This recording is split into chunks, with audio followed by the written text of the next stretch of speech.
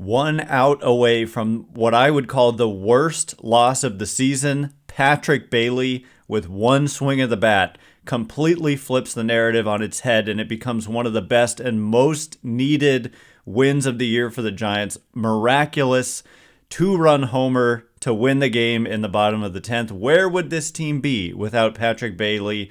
And my, oh my, did this team need that right then and there.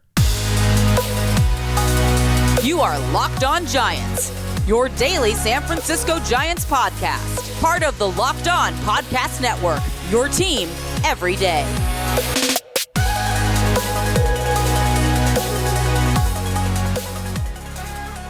Hello and welcome to Locked On Giants, part of the Locked On Podcast Network, where it's your team every day. My name is Ben Kaspick, and on this show we provide daily episodes Monday through Friday, talking about the San Francisco Giants in a way that's data-driven and rational, but also simple, passionate, and accessible to all. I'm a former contributor for the baseball statistics and analysis websites Beyond the Box Score and Rotographs.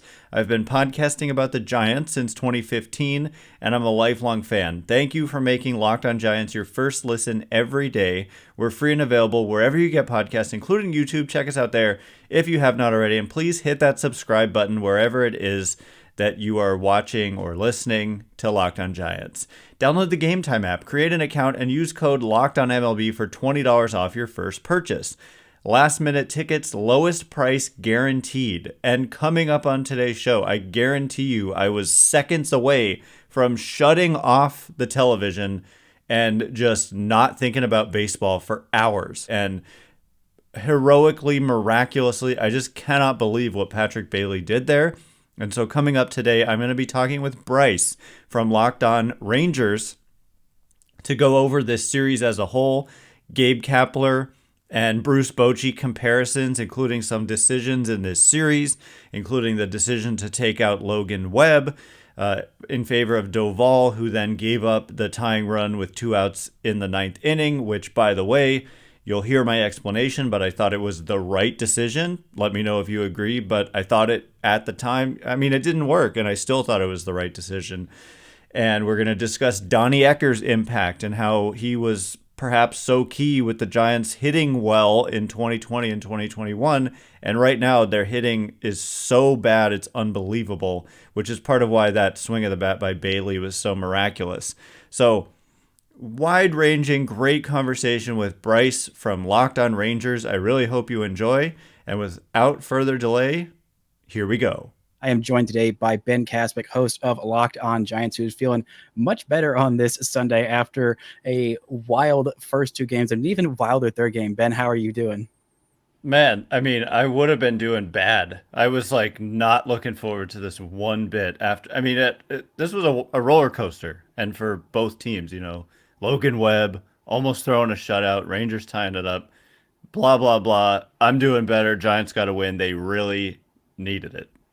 Yeah, and the Rangers have not done a good job of sweeping on the road. They've not done a good job of sweeping in general. The Rangers have one road sweep this year, and that was back on April 14th through the 16th against the Kansas City Royals. They have not swept the Oakland A's. They probably could have and should have and earlier this week and could have been riding into San Francisco on a 9-game winning streak. But alas, that's not what happened. They did not get the sweep here, and a wild Sunday game. I want to start with this one. The pitching matchup looked like a pretty decent one. I mean, Logan Webb, we all know how good he is. And Dane Dunning, I don't think a lot of people outside of the Rangers fans know how well he's done this year, but this is even another level for Dane Dunning. What did you know about Dane Dunning going into this, and what kind of surprised you about him?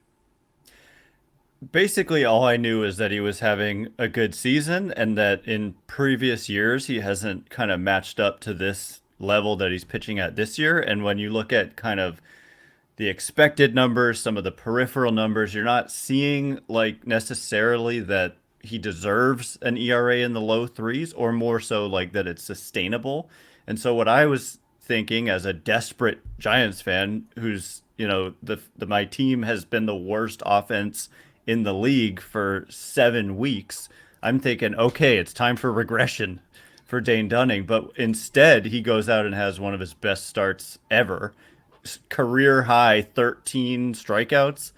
And like I said, Giants have been the worst offensive team in baseball for 7 weeks, and they showed it again today. But I mean, he's having a great year. I'm not trying to take anything away from that, but uh, the Giants did not help him regress to it to what I thought he deserved. Yeah, I mean, he's been on an absolute tear this year. He started off in the bullpen. I mean, the Rangers went out and got, I believe it was four. If you count Martin Perez bringing him back, then they got 5 starting pitchers this offseason. And Jake Odorizzi, who didn't throw a single pitch for the Rangers this year, was scheduled to be basically the long man / sixth man. He didn't pitch a single inning for the Rangers, didn't throw a single pitch. He was out for the year before the year even started. So Dane Dunning started as the long man, came in relief in a couple of outings where Jacob deGrom got hurt and had to be pulled. And then once deGrom went on the shelf, Dane Dunning stepped into the rotation and was just been absolutely phenomenal. I mean, he's had a few not great starts here and there. He's only had really one blow up start, and that was against the Dodgers a couple weeks ago. And, I mean, we've seen what the Dodgers can do to literally anybody, but this was just Dane Dunning on another level. I'm really starting to trust him, maybe even put him as a game 3 starter in a playoff series, which heading into the year was not something by any means that I thought would happen. But what has been the deal with the San Francisco offense? I mean, this is a team that I thought, 1 through 9 is one of the deeper lineups in baseball, and the Giants just have a very, very good way of just getting the absolute most out of pretty much every single one of their guys. Is it something that you think it's a regression to the mean, or is it just one of those things that just you can't really put your finger on one thing? I've been trying. I've been for 7 weeks trying to figure out what the heck is going on. They've just been uh, I mean, it's not so much regression to the mean because they've been so far below average to me that it's just completely an unsustainable level of incompetence, really. I mean, we're talking since June 18th, so about 2 months ago, they're hitting 212 with a 290 on base percentage, a 336 slugging. Last I checked, all 3 of those numbers were the worst in baseball over that span, and just no power to speak of. Lots of striking out, as we saw today. They're actually only 8th highest in terms of strikeout rate over that span, which I think would surprise a lot of Giants fans because it does seem it's a lot of swing and miss. We saw in this series, like bases loaded, nobody out, 3-0 count, and they didn't get a single run out of that situation. So it's like when they get guys on base, they're not able to kind of get the big hit or even get the situational hit, like a sac fly or whatever to score. They just can't score for 7 weeks, and it's been dry. If you can hear it in my voice, it's been a little bit frustrating. It's been tough. I just think it's a historically bad slump, but no, I don't think their like true talent level is 30% below average because not even the worst team in baseball is going to be that bad. So it stands out though. I mean, I don't know if you want to talk about this right now or whatever, but Donnie Ecker, the Rangers That's bench. exactly what I was going to bring up. I mean, Donnie Ecker has been like a godsend this year. He like kind of improved a little bit last year, but I think having like the second full year in the system really helped out. I mean, almost everybody in this lineup. I know. And that reminds me of what? The 2021 Giants. Almost everybody in the lineup, like they were getting huge contributions out of random guys like Darren Ruff. And I see that same kind of thing happening on this Texas Rangers team. And Donnie Ecker, his first year with the Giants was 2020. And likewise, you saw some improvement, but you didn't see the kind of explosion in year 2 that the Giants had and now the Rangers are having. And so I don't know the story as to why they weren't able to keep him. Like, do whatever he's from the Bay Area here, and I would have thought he would want to stay if maybe given an equal opportunity. And I don't know what efforts they made to keep him happy and keep him here, but I think that it was not a good decision. If it was a decision, maybe he just wanted to go to the Rangers. I have no idea, but I see a lot of parallels where you just have up and down that lineup guys doing crazy good offensive performance. And you're not seeing that so much the last 2 years from the Giants. You're getting some of it, but certainly not at that same level at all. Yeah, I think I know one reason why the Rangers were able to pry Donnie Ecker. We'll get into that and a little bit about Bruce Bochy and his return to San Francisco. But first, let's word from our sponsors. This episode is brought to you by Game Time. Buying tickets to your favorite events shouldn't be stressful. Game Time is the fast and easy way to buy tickets for all the sports, music, comedy, and theater near you. With killer deals on last-minute tickets and their best price guarantee, you can stop stressing over all the tickets and start getting hyped for all the fun you're going to have. They've got flash deals on and last-minute tickets, easy to find and buy seats for every kind of event in your area. You can forget the planning of months in advance. Game Time has deals on tickets right up to the day of the event. The Game Time guarantee means you'll always get the best price. If you find tickets in your same section and row for less, Game Time will credit you 110% difference. So download the Game Time app, create an account, and use code LOCKEDONMLB for $20 off your first purchase. Terms apply. Again, create an account and redeem code LOCKEDONMLB for $20 off. Download Game Time today. Last minute tickets, lowest price guarantee.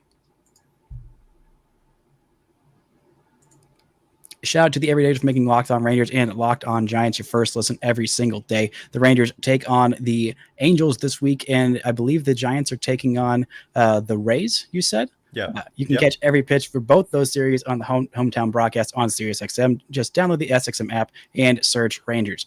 Now, the one reason I think the Rangers were able to pry Donnie Ecker away from the Bay Area and make him their bench coach is because he was also offensive coordinator. I don't know. That's not really a role that I see a lot in baseball, but it's kind of an overall all-arching theme. And I think that also the role of bench coach is kind of like a little bit of an upgrade. They also hired Tim Hires away from the Boston Red Sox, who have been a pretty good hitting team. And this team has just been the best offense in all of baseball outside of maybe the Atlanta Braves. I think I might give them the slight edge with some slumps from the guys in the number 8 and 9 spots in their order. But I think that's the only reason they were able to pry Donnie Ecker away. Because again, I thought this was a great hire by the Rangers, and Chris Young seems like the man who could sweet talk literally anybody into anything, which makes me kind of cautiously optimistic about our chances at Shohei Ohtani coming to Texas. But another guy who he sweet talked onto his coaching staff was Bruce Bochy, his first game back in San Francisco since his time away from the game. What were your thoughts on Bruce Bochy's, the video they played for him, the reception he got, and just about seeing him back in the Bay Area? I mean, everything is so well deserved, and I wouldn't expect anything less. The Giants usually do well with that kind of thing, and this guy, there may be like no greater legend in San Francisco Giants recent history than Bruce Bochy himself, because I mean, there were a lot of common threads between the championship teams, a lot of players, even one is still there in Brandon Crawford, but Bruce Bochy just kind of connects all the 3 of those rings together, and just in the best era in the history of the Giants and one of the best runs in the history of baseball. And so if I was there, I mean, standing ovation as long as is humanly possible is just completely well deserved, even though he's on the other side. It was great to see him. I'm glad he's managing again. I'm glad he's having success. It's certainly a little bit conflicting with the Giants, him not being on the Giants anymore. And there's always the kind of talk about, should they have kept him around? As maybe you could make a similar type of argument as letting Donnie Ecker leave, but it was a different circumstance. It was to me, it was fine that he left the Giants, and it was time. However, I know that some people don't feel that way, but yeah, it was weird to see him in those colors, but love the guy forever, no matter what. Yeah, I mean, the Rangers are seeing why he was so absolutely beloved, and I mean, he's having more success here than his first year at either of his other 2 stints. In San Francisco, his first year he won 71 games and then 72 the next year, and took until 2009 for him to have a winning season there. And then 2010. It was his fourth season that he won a championship there, and he might go for ring number 4 this year with the Rangers. And I'm curious as to your thoughts on Gabe Kapler, because there were some decisions that I saw a couple of Giants fans questioning on Twitter, especially taking Logan Webb out of the game with a chance for a complete game shutout. Do you think that was the right move? And just what do you think that some of the differences are between how Gabe Kapler manages and how Bruce Bochy manages? In a lot of ways, it couldn't be more different. But I've been podcasting before Locked On. Even I was doing a Giants podcast, and I had complaints about a lot of the stuff that Bruce Bochy did, especially during the regular season. Like there were players like Denard Span comes to mind, who was a left-handed hitter who just really, really struggled against left-handed pitching, but Bochy had him out there leading off games every single time against a lefty, and I was like, this guy needs to be platooned, and he wasn't. And so stuff like that, he wasn't a perfect manager, and also like Gabe Kapler doesn't do that kind of thing, but it's the other extreme where it's like you take out Brandon Crawford, a legendary player, against Aroldis Chapman. I can see the argument, like left on left against a guy who throws 103. It maybe is not the best matchup, but they're very, very different. The Giants have had some regular season success overall with Gabe Kapler. And regarding the Logan Webb decision, I thought it was completely defensible because Camilo Doval is really, really good. It'd be one thing if you have a shaky bullpen or something, but Doval is nails. And to be fair, he got a ground ball, and it was just a kind of a freak play where the runner was going on the play from second, and it was a ground ball in the hole, and the guy just kept Ezekiel Duran, was it? No, he was the hitter. Duran was the hitter, and then Julio Pablo Martinez, playing in his 3rd big league game ever, just absolutely gritting it out. I mean, JPM is a guy who the Rangers signed as with their leftover international bonus pool money back in 2018 because they missed out on Shohei Ohtani. And I mean, I saw him so many games in Double A Frisco. I mean, as recently as like the last couple of years, and I thought, there's no way this guy's a big leaguer. And he's 27 years old and out of Cuba, and he was having a great year at 3.45 slash line in AAA. And so the Rangers put Travis Jankowski on the paternity list, and they cut ties with Bubba Thompson, a former first-round pick, which was not the move that I saw coming to get him on the 40-man roster, JPM, that is. But still, I mean, he had a really, really successful first weekend at the big leagues. And I mean, that base running decision was just, it's so gutsy and so smart. I know. It was an incredible play from the Rangers' perspective. From the Giants' perspective, I thought just kind of unlucky, because if that ground ball is right to Brandon Crawford, it's no big deal. The game's over. But it had to be exactly where it was so that Crawford thought he had enough time to maybe get the out at first. So he made the throw, which prevented him, from stopping the runner at third or just throwing home. So I thought that was a freak play. And I don't know. I mean, Webb is not really a strikeout guy, right? And so you've got the tying run on second, a double that he just gave up, and you've got a strikeout pitcher in Doval ready to go. And I think you kind of and the hitter Ezekiel Duran, his strikeout rate is like worse than average, and so yeah. I think you kind of play for the strikeout there, and if you leave him in, who knows? He may also give up a hit. Hindsight is 2020, so it's a tough decision in the moment. It wasn't like Webb was at 82 pitches or something. He was over 100. So that's the thing, though, is Kapler, replacing Bochy, he's just constantly facing like an uphill battle and second guessed. Like Bochy just kind of, because of the World Series, he reached a point where like nobody really seriously questioned him. Like whatever he did, people just gave him the benefit of the doubt. And Kapler, it's kind of the opposite, where he doesn't get the benefit of the doubt so much. And today was no exception. It would have been a brutal loss in that regard, and there would have been tons of talk about pulling Webb. But because the Giants won, that talk kind of goes to bed. So that's another reason why this team needed that win, and Kapler needed that win today. Yeah, it seems like he definitely did. And there were some big contributions from some catchers, and the Rangers getting a key catcher back. We're going to talk about that and who on the other team impressed us the most. But first, let's word from our sponsors.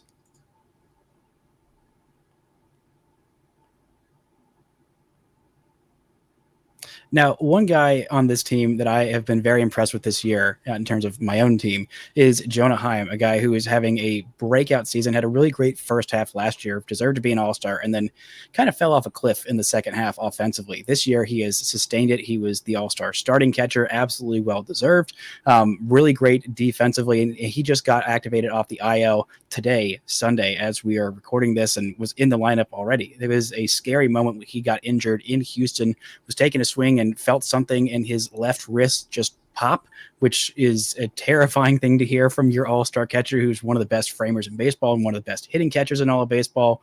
And then a week and a half later, they lose Josh Young for 6 weeks to a freak injury, a broken thumb on a line drive double play that he turned. I mean, having him come back in the lineup, he didn't do a whole lot offensively today, not a whole lot of hit balls, but just having him back is great. But having a great catcher, Patrick Bailey, I mean, have yourself a day. Throws out Ezekiel Duran in the 9th inning and then hits the walk-off home run in the 10th inning. What is it about this guy that he just has? It seems to have a lot of moments like this. I can't tell you what it is, but he sure does. I mean, he seems like an old veteran to me, and he's been around. He's played like 65 games in the major leagues, and yet he has the feel of just a guy who's been there, done that. From the moment he arrived, and he's comfortable. He's really good defensively. I mean, a lot of parallels with Jonah Heim, I think, and great framer. The pop time, according to MLB.com, Sarah Langs, she says it was the fastest pop time this year by any player on that stolen base attempt that he caught the runner in the top of the 9th. And I mean, if you watch it, he basically was in a throwing position by the time the ball touched his glove. He didn't like wait till it hit the glove and then get up and then throw. He was already like throwing as the ball came in, and then the walk-off home run. He's supposedly like he's a switch hitter, and the right side is his weak side. But he's come up to the majors and hit multiple home runs, including this one from the right side. And I tweeted this out like 2 weeks into his tenure, 3 weeks. The bigger the moment, the better the at-bat you get from Patrick Bailey, and it's been that way, and that's what we saw today. I mean, it's hard to be more clutch than that swing of the bat right there for a team that really, really needed it. Like, they couldn't score, and so it felt hopeless. And you've got a slow runner on second. Wilmer Flores very slow. So if Patrick Bailey singles, they'll probably try to send him, but you might get an out at home plate to end the game. So to hit one over the wall, just unbelievable. And he's done it multiple times with homers this season. And he's been much needed with the retirement of Buster Posey. And they had a top prospect in Joey Bart who really struggled. And so in comes Bailey, and he has saved this team this year. Really, it feels that way. Yeah, and I mean, the pitch that he hit out, I mean, Will Smith is a guy who has been very consistent for the Rangers this year. I mean, I think he was with Bochy when he was in San Francisco. Yeah. And the pitch that Bailey hit out, I mean, we all know the deal with Will Smith. He's got some really good breaking balls. I mean, he got called strike one with the curveball at the bottom of the zone. Beautiful pitch. Then a slider in the dirt. And then the fastball, which was in off the plate, not even a strike, 92.8 miles an hour. And then Bailey turns on it, pulls it, hits it 107 off the bat, and just walks it off. And that's just one of those losses where you say, well, that's the way baseball goes sometimes. I mean, two great pitchers absolutely on their game. The Rangers were able to squeak out a run off of one of the best closers in the game, and were able to get to Logan Webb for one run, which felt like a lot. I mean, there's not a whole lot of high scoring this weekend. I mean, even on Saturday's game where the Rangers starter only went an inning and a third. I mean, Grant Anderson coming up huge in that outing. I mean, Andrew Heaney has been really, really hit or miss. He had I believe, when he finally let up that first run, it was 16 scoreless innings. He was riding that streak. He had a 6-inning outing of, I believe, 12 strikeouts against the White Sox in one of his last 2 starts, and was pretty darn good. I believe it was the Marlins, or was it the A's that he faced last? I think it was the Marlins. But anyway, he just did not have, and the Rangers were able to come up with 3 innings from Chris Stratton and the rest of their bullpen coming up in a big, big way. But this was a fun series, and a series the Rangers needed to win. They're in, one of, if not the most heated divisional races this year. I mean, it's going to be really tough back and forth between the Astros and the Rangers. And I mean, I think this is the first time our teams have played this year, right? One of Yes. one of two series I think we'll have. Maybe we'll have like one more. Just I think. one. Oh, it's Just just one. one. Yeah, AL and NL played just once, unless it's the regional Oh, opponent. okay. Like well, you don't have a regional. It's the Not since the Astros Astros are the moved, region. Yeah. unfortunately. I wish they could stick them back in the AL or the NL Central. That'd be nice to do that right about now, because then this would not be as close of an AL West race. But I'm curious your thoughts on what the Rangers. I mean, you've seen what their record is coming in, and then after this weekend, what are your kind of thoughts? How have they changed about how you perceive what the Rangers are doing this year? I mean, they have established themselves to me as legitimately one of the very best teams in baseball. And I don't always say that just based on a record. I'll say, their record is this, but I don't really see them being as good as that they are. But it's that top to bottom offense. It's that kind of Donnie Ecker that I know and trust in terms of that a lot of these performances look legit. It's not like guys just look like they're playing out of their over their heads. It's just a really deep, like every single guy is a threat to hit a ball hard and maybe hit one out of the ballpark, and they're going to put up a bunch of runs potentially on you every single night. Uh, Aroldis Chapman, I think, can be a huge weapon in the postseason. The starting pitching is maybe, and I'm not an expert on the exact status. I know you obviously went out and got two pretty darn good starters in Max Scherzer and Jordan Montgomery, but I didn't see either of them in this series. But those were good moves for this team in this position, I think. And so for me, like, yeah, it would probably stink to have to go play a wild card round after this kind of season, but if the Rangers get in, it is not a team that anybody wants to face. That's my impression of them. Yeah, and especially, I mean, you know this as good as anybody. You got Bruce Bochy in there and his Hmm. magic dust. It just get in the postseason, and good things will tend to happen. But this Giants team, I got to say, I think I was really low on them heading into this season. I think I was probably too low on them, and they're a really smartly run team. There's a lot of winning the moves on the margins that this team does that really impresses me. I mean, I don't think there's almost any team in baseball that makes the most out of all of their 26 roster spots and their 40-man spots, and just time and time again getting these quality players. Like Mark Mathias was a guy who I really liked with the Rangers, but I remember being kind of pissed when they had to just basically DFA him. I don't think they got anything for him when they sent him to Pittsburgh. But I thought, the Rangers need guys like that. They need guys like that. They got guys who, they don't have a 26-man roster that is so deep that they can't afford to jettison this guy. Well, I was very blatantly wrong. I mean, Ezekiel Duran has been amazing, doing exactly what you would ask Mark Mathias to do. Josh Smith has been very good in stretches as well. And so, yeah, this is a very smartly run team, and I'm rooting for San Francisco, and maybe a rematch of that 2010 World Series, except with the Rangers having Bruce Bochy on their sideline, which I'd feel much better about. But there is one thing before we close out that I wanted to do. I did this on the crossover with Locked On Orioles. If there is one player on the Texas Rangers that you could steal and put on your team, who would it be?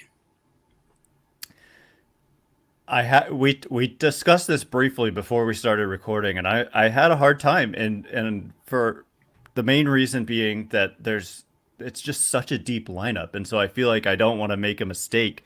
I think about Adolis Garcia and the season that he's having. I look at Marcus Simeon, and he's a San Francisco native and is having a really strong year. But I think it has to be Corey Seager, especially when I think about the future of the position, the shortstop position for the Giants, and the fact that Brandon Crawford has struggled for the last 2 years, and he's in his mid 30s, and it's the last year of his deal. And so the Giants tried to sign Carlos Correa in the offseason, thought they agreed to terms with him, and it didn't work out.